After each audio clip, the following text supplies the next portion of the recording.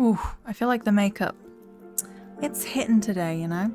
Hi, welcome back to Witchin with Faith. Today we're talking colour and colour magic and the correspondences and associations that colours have so that you can go on and use those in your crafts, right? First, just a couple quick little notes. One, the correspondences with certain colours may be different depending on where you're from or where you're practicing in the world or whatever tradition or cultures that you may be a part of.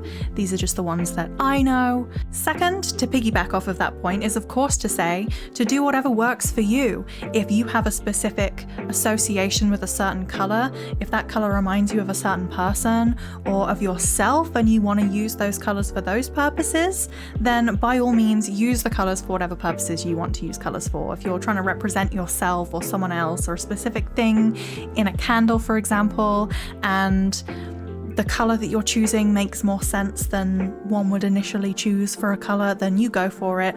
Make the craft work for you. But we are going to be running over the correspondences and characteristics of these colours so that we can do little bits of correspondency magic with that knowledge involved. It's going to be a rapid fire one today, I feel. Let's start at the top of Roy G. Biv, or Richard of York gave battle in vain, with red. Now I am going to be doing Roy G. Biv a couple extra colours as well, like gold and silver and black and white and pink, and but not the full spectrum. I'm not going to be going in through, you know, like chartreuse and viridian. I feel like that would just be a little bit extra. You can, if you want to. I'm sure there are associations with the full spectrum of colour, but I don't have time for that. So let's just get comfy, get cozy, and hop right on into it. Let's start with red. Red is associated with fire, with passion, with attraction and desire, and sexual energy as well. And that, if you'll notice, kind of links in with the element of fire and what you can expect from fire, like we went over last week. And I think those connections will pop up in multiple different ways. So if you take, for example, crystals that you might be looking at, you'll find that a lot of the traits that we go over for colours are also matched in crystals with those colours if they tend to have just kind of one colour. So as I said, red is associated with fire. It can be associated with the planet Mars, with the fire suit in tarot. It is passion, it is drive, attraction, sexual energy, kind of like explosive emotions. So you've got lust and love, as well as the fact that you could get anger or strength or confidence. Red can be really good for love spells, particularly confidence in love or sexual energy within love spells. Next up we have orange. Orange can be associated with the sun and can also be associated with fire as well. Orange is quite vibrant and is often seen in material things, materialism and gaining things, as well as in business, career, success, and things of that kind of nature. It can also be to do with strength, courage, and confidence. On the one hand, it can be quite a celebratory colour and full of joy, but on the other hand can be to do with ego and justice and legality. Yellow is next, another one associated with the sun but also associated with air, and can be quite good in workings that might look for clarity, for learning, for new kind of ideas coming in, like the element of air and the suit that is represented by that in tarot, for example.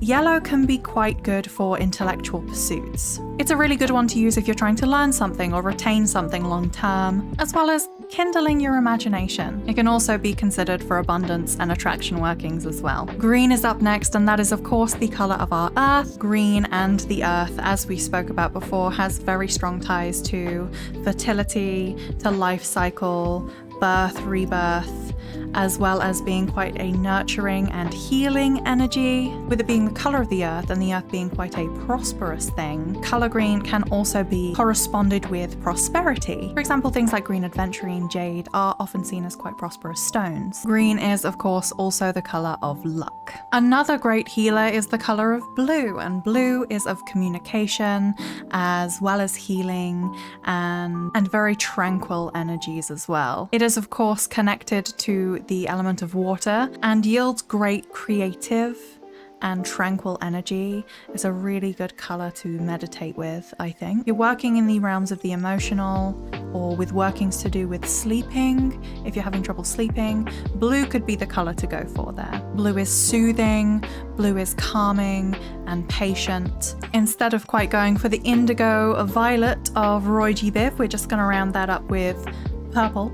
Purple is the color of spirituality and psychic ability, but at the same time is about self-assurance and importance. As we see through history, important people adopting the color of purple as a symbol of their importance. And so because of that, it does have an element of power to the color. So while it can be assigned to ambition, to high status, it is also of the unknown, of the divine, of that psychic ability and that spirituality. So trying to do a working that might help you tap into any of those abilities, purple would be the color to go for there. Now that we've hit the main Roy G. Biv colors, we're just going to go back through a couple other little colors. The first one being pink.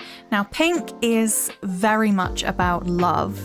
Pink is less about attraction and driving love and more about romantic love and even self-love. It can be associated with Venus as well as being associated with love on a whole as a spectrum, be it platonic. It could be platonic love, it could be the love between a parent and a child, it can be the love that you hold for yourself, it can be the love that you hold between your partner of a year to 50 years, you know? There's a very peaceful and affectionate sense in the correspondence of pink, and it can be associated with quite a nurturing kind of love as well. Next up we have black, and black is known for its protective, banishing essence, essentially. Black can be associated with Saturn and with absorbing energies, which is why it's often used in these protective workings, because it can just help with absorbing all of the stuff that you don't want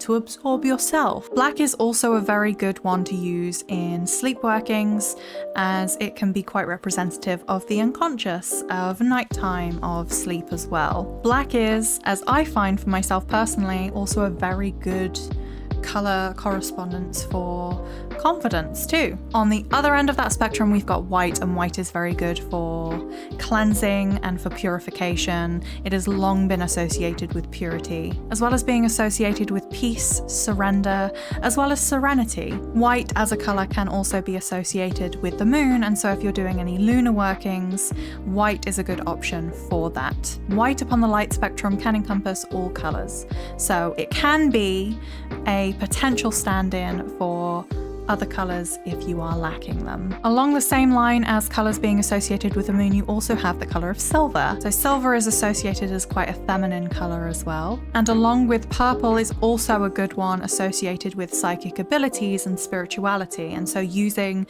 silver and purples together often makes a lot of sense. Silver is also something that could be associated with the water sign as well. And it has a very cold, cool essence to it. So could potentially be good working around the cooler months or the cooler seasons of the year, in some fun little Yule or Christmas workings maybe. And then finally we're going to finish up with some gold. Gold has more masculine associations and can be connected with the sun, our lovely sun, and as such is a very energetic color.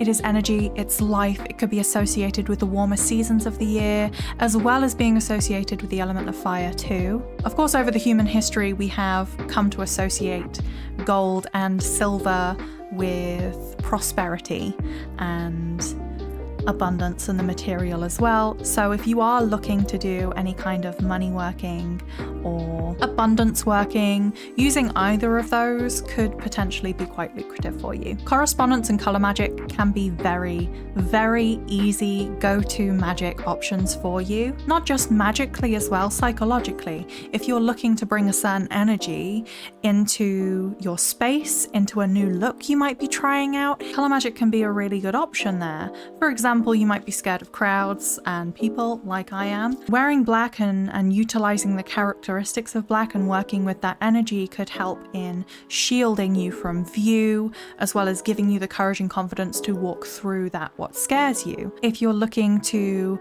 clear a negative energy of a space and put in more of a loving energy there, you could clear it out with the use of white candle or white smoke, and then put some pink or some blue into the space for some tranquility or for some nurturing and loving vibes in there. If you have a favorite color as well, as we touched on, using that as a way to represent yourself in certain workings. If you're doing candle magic, or you're going for a specific crystal, or if you're making like a wreath or a ladder, or even just picking out clothing and jewelry for yourself, going for the colors that might represent you and then surrounding them with other colors that you might want to bring the energies from and surround yourself with can be just a really nice and low energy option as well, because most of us have access to quite a lot of colours around us in some kind of way, be it in the clothes we wear, the makeup that we own, just in everyday